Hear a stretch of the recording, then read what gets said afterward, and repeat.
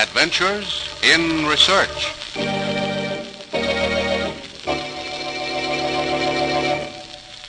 I consider it not only unconstitutional, but beneath the dignity of the United States to accept benefits from a foreigner. I am of the opinion that this gift should be accepted in the spirit in which it is offered.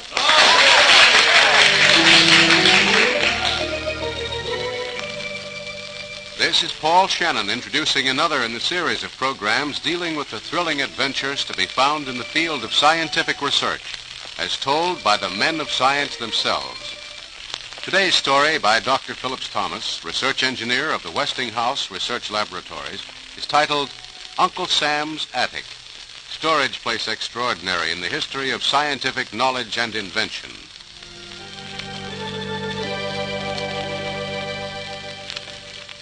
You know, children have a habit of asking some very embarrassing questions sometimes, questions that are mighty hard to answer.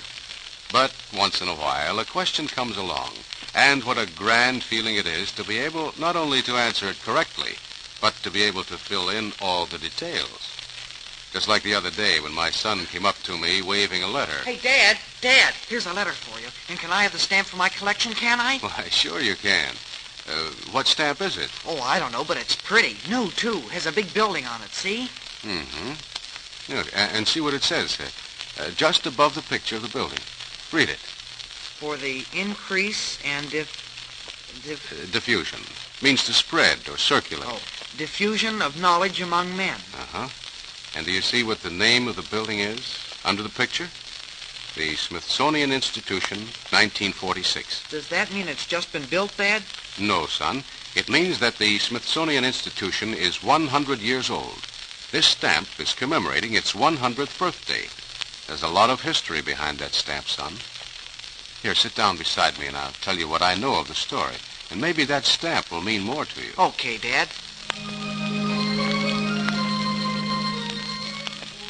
To start this story at the beginning, we have to go back to the year 1829, when a British chemist, mineralogist, and author of many scientific writings on philosophy made his last will and testament. Read back to me what we have so far. I, James Smithson, do hereby bequeath my estates and fortunes to my nephew, Henry James Hungerford. Good. Now, I have a stipulation to add.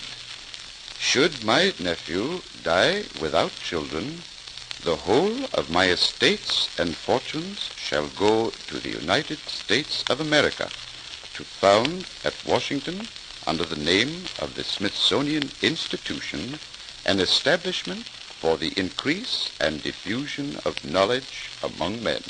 But, sire, such a bequest is most unusual. My friend, I am a lonely and unhappy man.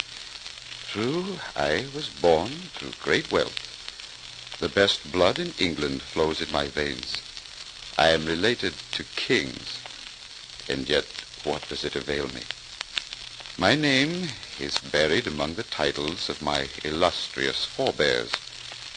I intend that my fortunes shall do good for all men, and my name kept alive through such an establishment as I have named. Thus it shall read and be carried out.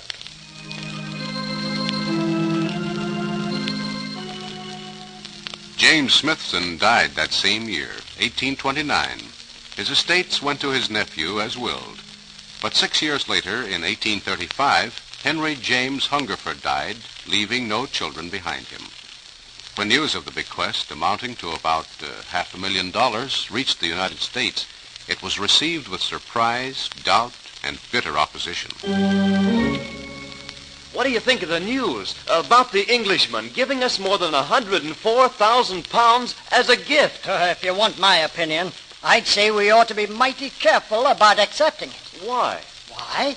Because there's a catch in it somewhere, that's why. You can bet your boots on that. Nobody gives a fortune away for nothing.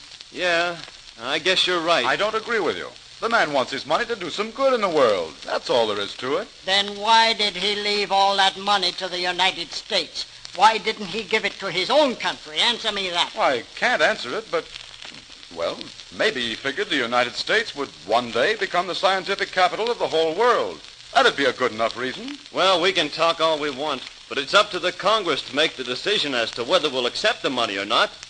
I'm like Sam here. I think there's a catch in it somewhere. Yes, and that's what Congress will think, too. You wait and see.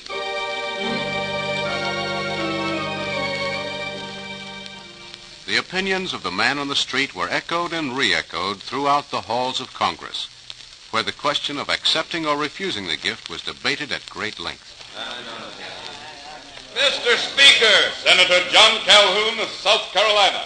it has been established beyond the shadow of a doubt that this Britisher, James Smithson, has never at any time during his life been a visitor to our shores, and furthermore has no kith or kin residing in America. And yet this man, in his last will and testament, bequeaths to our country the sum of more than $500,000 for the purpose of establishing here in a strange land a scientific institution. Certainly seems that there must To my mind, gentlemen, the acceptance of this bequest would be not only unconstitutional, but beneath the dignity of the United States to accept benefits from a foreigner. It's definitely unconstitutional. It should not be allowed. In conclusion, I hold that this Congress has no power under the Constitution to accept such a gift.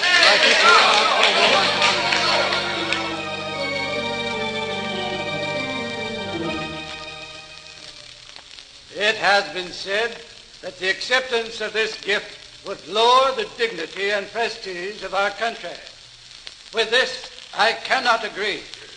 It is my earnest, considered opinion that the purpose of this bequest, the establishment of an institution that will benefit all mankind, far transcends any affront, real or imaginary, to our dignity.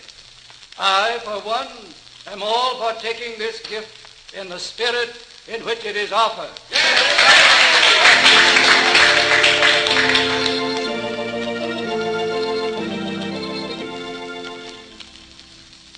It was largely through the efforts of John Quincy Adams and Jefferson Davis that the gift was finally accepted, and in September of 1838, the Clipper mediator delivered the money in gold sovereigns to the Philadelphia Mint. Then followed some 8 years of debate in Congress as to the disposition of the fund. But, Dad, I thought you said it was to be used to establish the institution. That's what it was sent for. Yes, but the debate centers around the type of establishment that should be created. Some thought this type, others thought that type. But eventually, agreement was reached. It is hereby resolved that Congress shall accept this trust and shall create, by enactment, an establishment to be called the Smithsonian Institution, consisting of the President, the Vice President, the Chief Justice, and members of the President's Cabinet.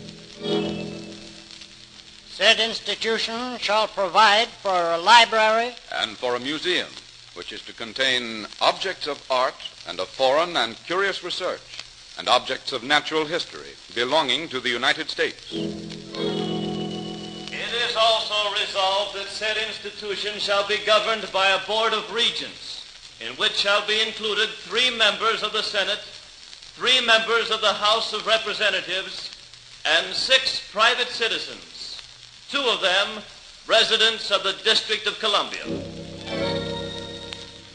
On September 7th, 1846, the first meeting of the Board of Regents took place, and in the autumn of that same year, a most important post was filled. The board is unanimous in the selection as secretary of the Smithsonian Institution, and as such, an executive official of the institution, Professor Joseph Henry of Princeton University. Professor Henry's scientific experiments on the electromagnet and other subjects relating to electricity are well known to us all, and his election to the important post of secretary is, I think we will all agree, a most happy one.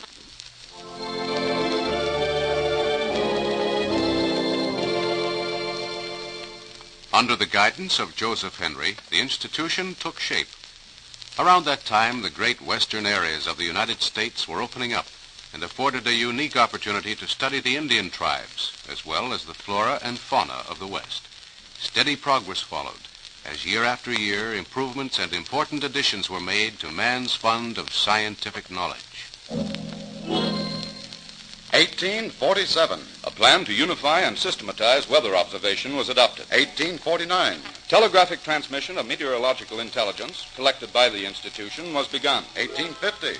A standard Smithsonian barometer was distributed. 1856. Weather maps were successfully made. 1870. The meteorological work of the institution was incorporated with the Signal Corps, independent of the institution. 1890. The United States Weather Bureau was established by Act of Congress. But, Dad, all that is just about the weather so far. Well, that's true, son. But then the weather was a mighty important thing in those early days. Scientists were beginning to make serious studies of it through weather charts and systematic observation. So it was quite natural that the annual reports of the Smithsonian Institute covered a great deal of territory in the field of meteorology. Uh-huh. Well, when did they start collecting things like, Lindbergh's plane, the Spirit of St. Louis? Well, that came years later. You see, it was in 1861 that an important transfer was made, an addition to the Smithsonian Institution that started it on its way collecting things. Well, I see that quite a few changes are being made under the new Secretary, Spencer Baird. That so? Say, where did this fellow Baird come from? He was head of the United States National Museum. Practically developed it. Built up around the collections of the Patent Office, wasn't it? That's right. And now, according to this, the United States Patent Office collections and those of the National Institute are to be turned over to the Smithsonian Institution. Man alive, what a collection that'll be.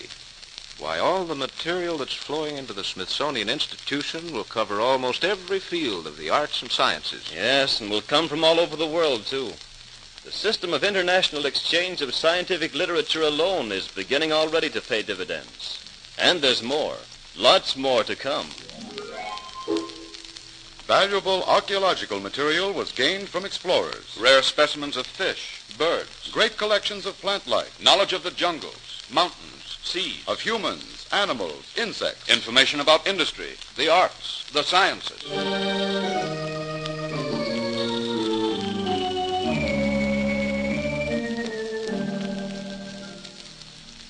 So you see, son, that stamp in your hand, commemorating the 100th birthday of the Smithsonian Institution, represents a vast accumulation of knowledge gathered through the years and held in trust for you and your children and your children's children.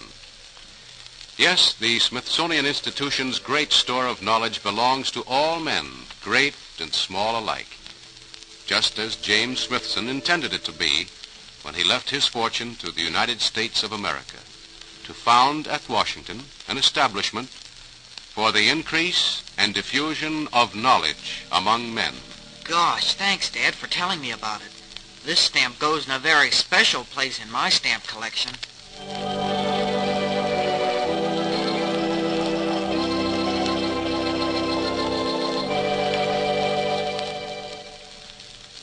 And that's today's story by Dr. Phillips Thomas, research engineer of the Westinghouse Research Laboratories.